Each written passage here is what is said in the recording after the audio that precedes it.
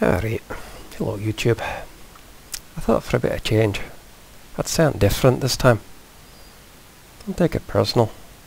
I just thought it might be funny. Anyway, what we got here is a picture called Mecca to Accra. It's not a planned route, it's just a screenshot from Google Maps showing a distance here, 4,648.74 kilometers. And you can check that yourself.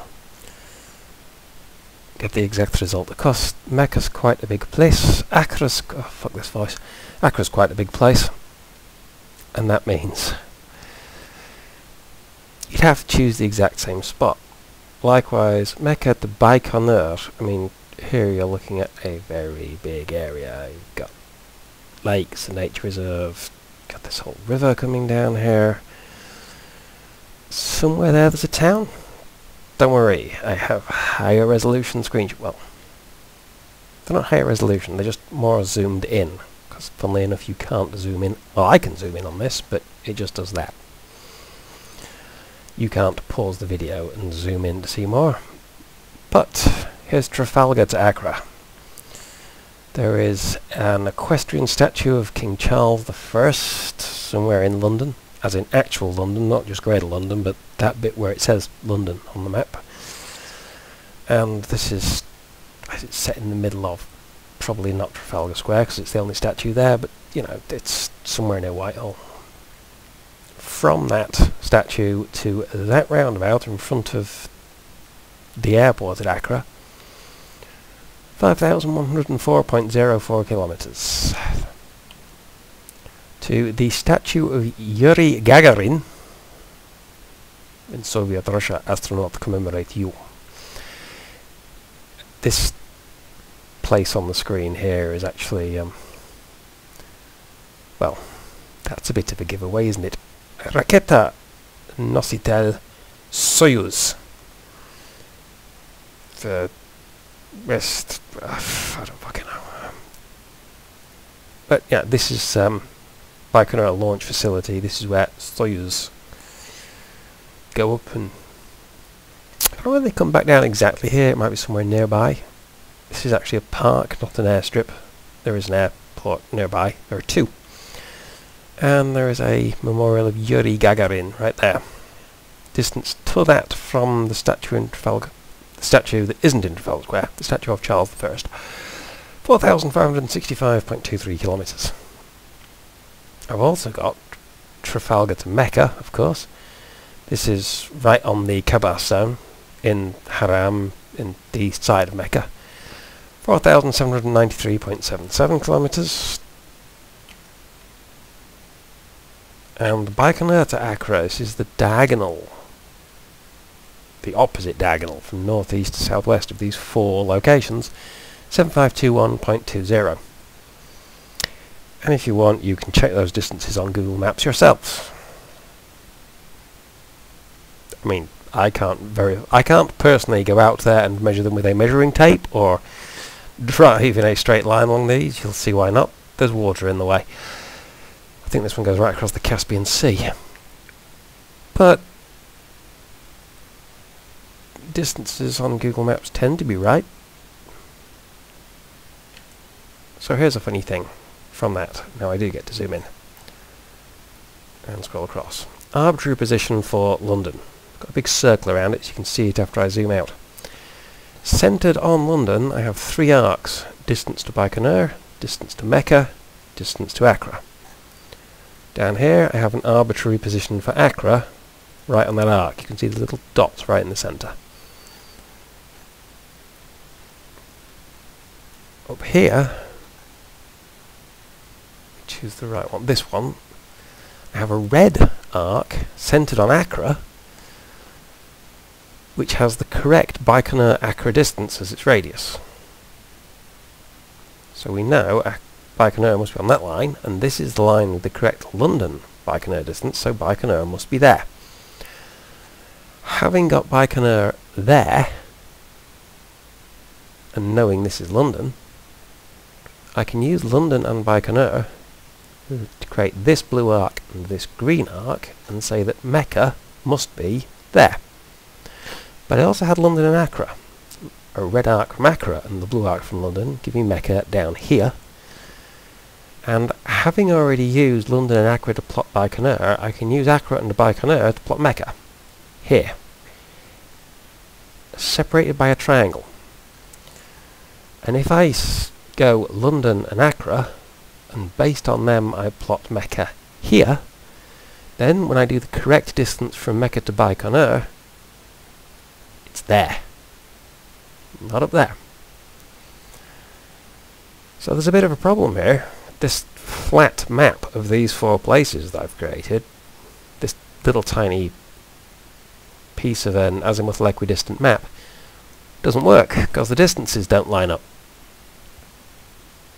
If you want this map to make sense, you need to somehow pull these three to the same place and slide that way.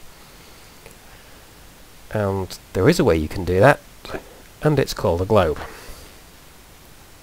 Funny that. Change of topic, still on distances.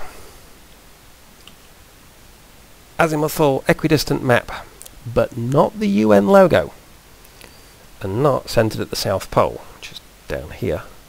It's got Australia, and Australia looks about right on this map because the centre is pretty close.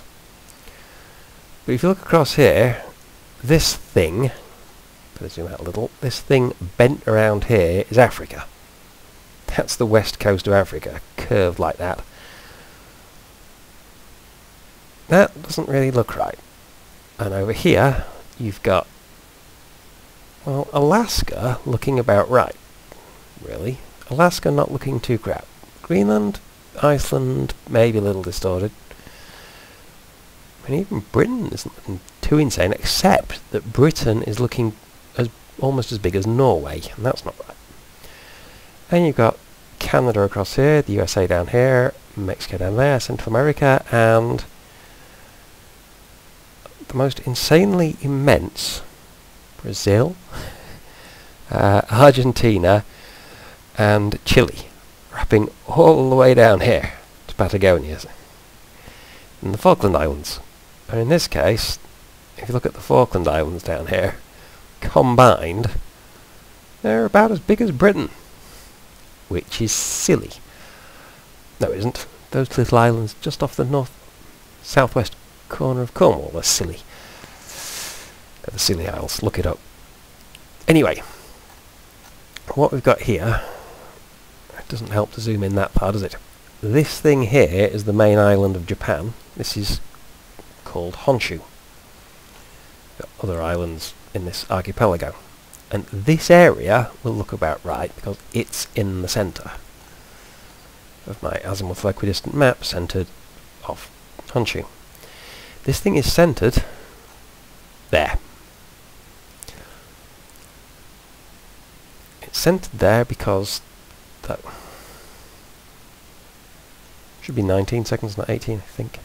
It's weird. I tried to enter it like that and it wouldn't have it, so I had to convert it to a decimal and then enter it, and then it puts it up like this on the page anyway. But those coordinates are this position here off Honshu, which is where a magnitude 9.0 earthquake was recorded. There have been a few big ones lately. There was one off Chile down here. One there. There was one somewhere down here near Sumatra. Not all 9.0, but all big.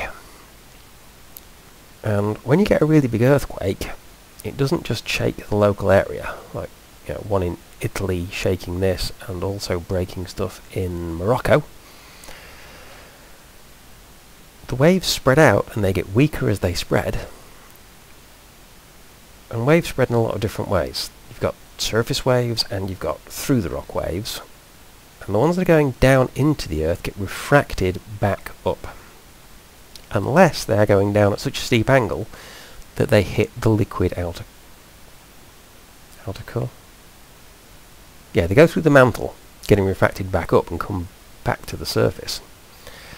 Or they hit the liquid outer core, at which point the pressure waves get refracted down and go through that, and then get refracted back up at the far side of it.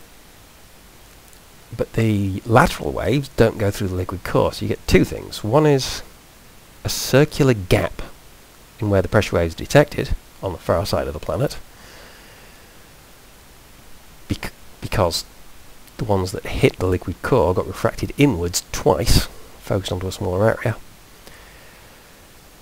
And the other is a complete lack of S-waves, sideways waves. But you also get surface waves, and the surface waves are spreading out from, in this case, the centre of the map, because that's where the epicentre was, in all directions at a pretty steady speed.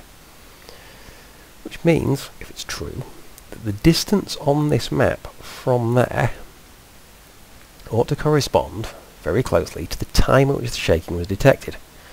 The big thing about it being such a huge earthquake is that it will be detected all the way across it. There are many seismometers set up in the Great Plains here, in a grid pattern. Lots of detection here. Obviously Russia's going to have some.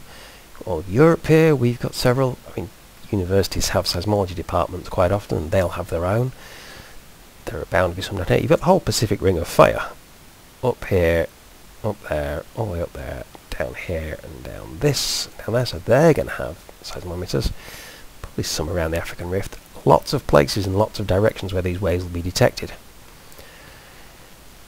And they should be detected at a time that corresponds to the distance.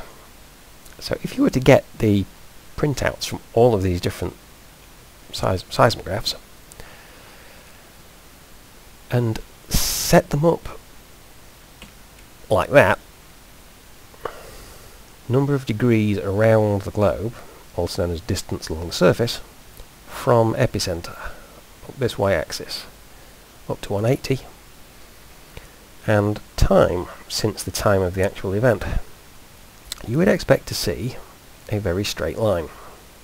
There are two.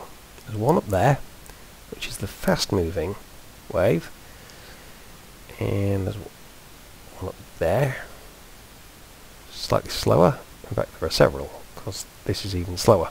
So you've got extremely fast wave that way, slower wave there, much slower wave there. And you do indeed get that straight line, where from here to the moment that massive kick happened, the delay is proportional to the distance around the surface. If you stop at just here, ignore everything more than 75 seconds after the event, you've got confirmation that, at least based on just this data, an azimuthal equidistant map centred on Honshu works. There being nothing across Antarctica from there, you might say, so what? But this is a very different shape from one that's centred on the North Pole there. And it all lines up as if this is right. If you look beyond 75 seconds, you can see that these waves are coming back down here. Same gradient. This wave comes back down here. Same gradient. This wave gets up to 180, comes back down here. Same gradient. Down to 0. The weaker ones, they're getting weaker and weaker. They get less and less obvious. But this really big kick can still be detected all the way back to 0, and all the way back out to 180, and all the way back down here again, at least as far as 70. These others get a bit confused with each other, but you can follow that. And that says that these waves, when they got to 180, which is the edge of that map, either bounced off and came back in, or wrapped round and carried on. Like that. And like that. At a steady speed. And for that to happen, you either have to have reflectors all the way around this shape, which for a lot of reasons just wouldn't make sense. I mean, the Falklands aren't bigger than Britain, and Chile isn't...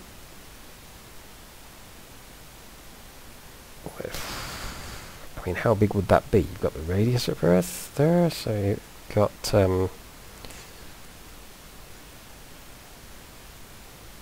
it's about 25,000 kilometers long. Chile isn't. You know, if it was, it would have to stretch from north of the equator to right the way down to the South Pole.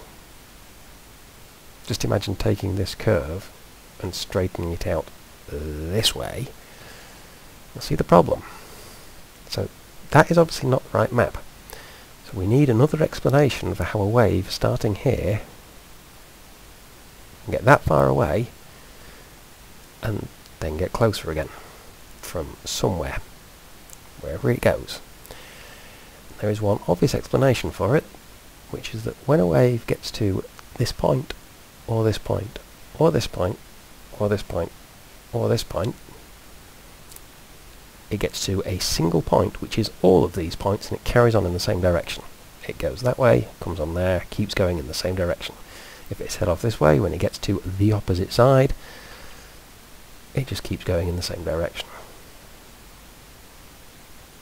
Makes perfect sense, and creates exactly that effect. Ladies and gentlemen, the Earth is an oblate spheroid. Not.